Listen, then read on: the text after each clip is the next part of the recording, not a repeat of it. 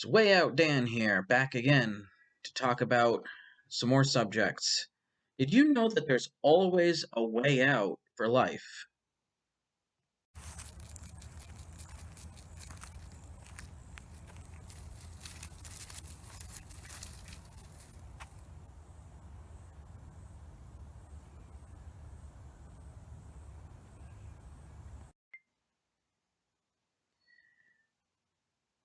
Way Out Dan back again to talk about more things.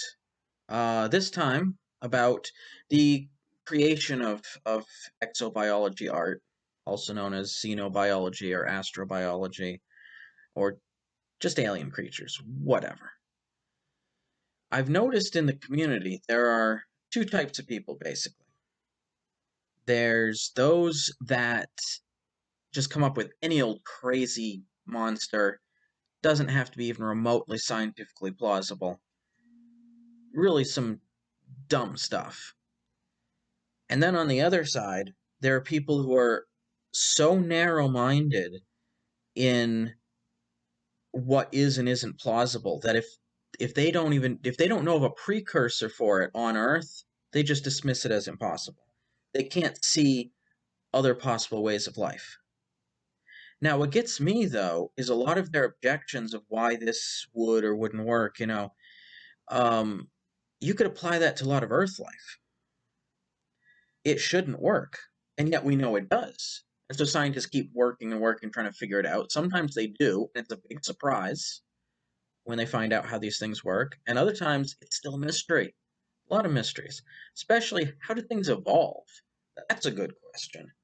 It doesn't seem to be possible. You've got like, what good does it do to have like half of a functioning system? It would just costs calories without any of the benefit. So you'd think that natural selection would weed it out before you had the entire system. And you need multiple interlocking parts for it to all make sense. And it's called the irreducible complexities problem. And yet, life is here. How did it get here? So obviously these things happen, right? And so and I've noticed sometimes I've come up with an alien and I think I've based it in something scientifically plausible because it's based on real physics, and real chemistry. I didn't have to invoke some new element that has properties that don't make any sense within the periodic table. I just, say, oh, well, maybe it has an enzyme and can do this. Now, enzymes, of course, it's hard to predict what an enzyme will do because they're so complicated and there's so many potential possibilities out there that have never been tested. There's just so many, it's impossible. So if I say, well, it probably has an enzyme that does this, well, in all likelihood, there does exist out there in the possibility space an enzyme that can do the thing that I need done. And if I turn out to be wrong, well, I mean, okay, then I'll change it then. But in the meantime, you know, you don't want to have your standards of plausibility too high, and you don't want to have them too low either. And I find there's very few people that are in the middle that do it right. And see, I think there's always a way, or almost always a way, to make something work. If you want to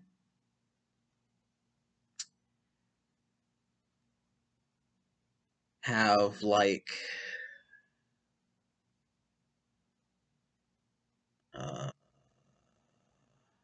well, okay, if you want your creature to levitate, you don't have to rely on magic.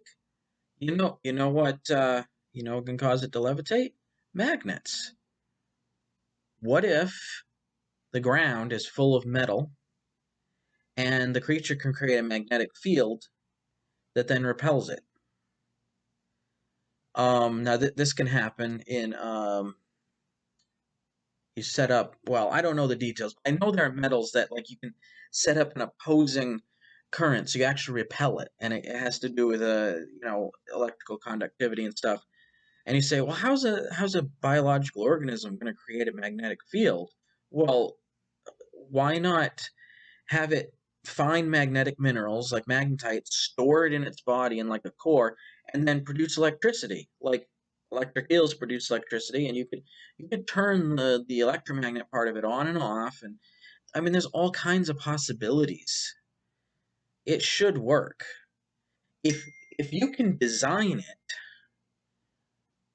Getting text from somebody.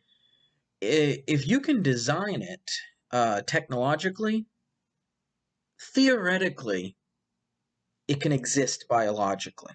We don't know that it can't. And people try to say, oh, well, there's certain things that biology can't do. Like, well, you can't get from point A to point B through evolution. It's like, well, wait, on another planet, who says that it was evolution? Maybe some aliens went there and designed everything. And even if it is evolution, well, wait, how did we get all the stuff on Earth that we have now through evolution? Because a lot of it looks like they're irreducible complexities that you need the whole system or it doesn't work. That's the way it looks, which has caused some people to become creationists.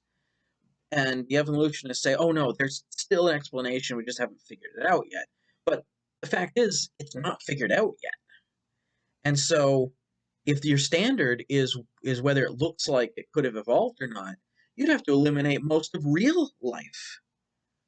And so it would be stupid to then eliminate, some of the imaginary life people are coming up with. It's at least as plausible.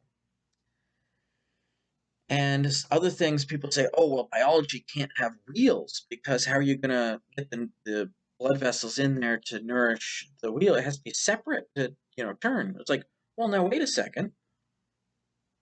Perhaps what this creature does is it produces a wheel that's still attached, and then when it's ready, it detaches. Kind of like, our hair dies, our outer layer skin cells die, they flake off. Well, fingernails, perfect example. What if that's how these wheels they grow and then they die and they retain their usefulness for a long time and wear out very slowly, at which point the creature then grows another wheel. And you might say, well, that's metabolically costly, but maybe this only exists in creatures that are able to get a lot of calories. I mean, there's so many ways you can work around that. Maybe it's the only way they can survive for some reason. You can think of something why they might need a wheel. Maybe it's you might say, well, legs are better for getting around. Well, okay, but what about using the wheel as a weapon? A saw, maybe. I mean, why not? Why not? Um, Another possibility for wheels is if it sits there, it might be technically detached, but you can have it sitting in a nourishing fluid that oozes through the pores both ways. And that's still something. And it can be pretty much sealed, with a gasket of some kind. And why not? Machines do it. And so there are all kinds of possibilities. I get a lot of my ideas from reading the Scientific American and seeing new nanotechnologies and computer uh, ways of storing memory and stuff, new physics, all kinds of stuff give me ideas. Chemistry especially gives me ideas, and you can then base creatures on that. And why not?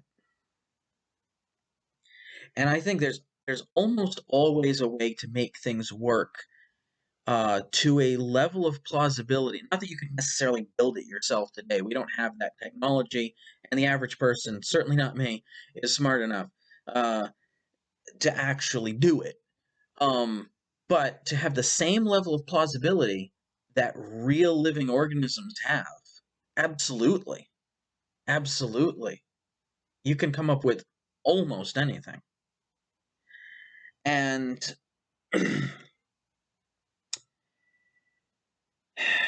anyways, that's it's not just art though. You can apply this to life too. There's almost always a way to figure things out. it might be very difficult. 99% of the stuff might fail, but you only need that 1% to work. And so I think there's a principle to be learned here as well. Anyways, those are my thoughts on the subject. Please like, subscribe, leave a comment, all the things. Do all three. And I'll see you in the next video.